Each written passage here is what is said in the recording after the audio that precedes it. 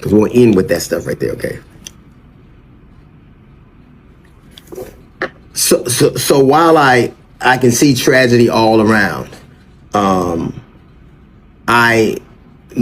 the horror of losing your child is unfathomable.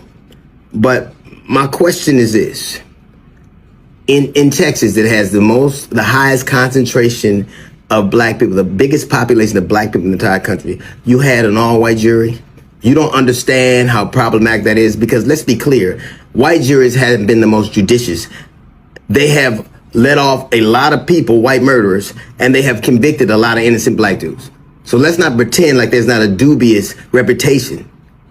You can't find any black people for the jury, but you miraculously can find black dudes on the football field or the baseball field or the basketball court.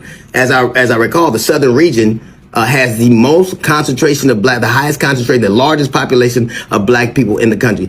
Black people, by and large, have 60% of black people live in the South. And more particular, the state of Texas has more black people than anywhere in the country.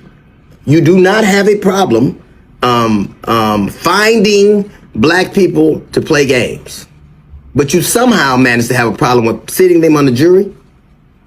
You will never ever see in this country, and I'd be willing to bet there's never been a situation where a white guy killed a black guy, and that white guy was charged by a black prosecutor, tried by a black judge, and had a all black jury give down the sentence. There's never going to be a reverse To Kill a Mockingbird, a reverse 12 Angry Men. And let me tell you something. Nobody's more angry than 12 black people who are not getting paid. They missing work to be at court.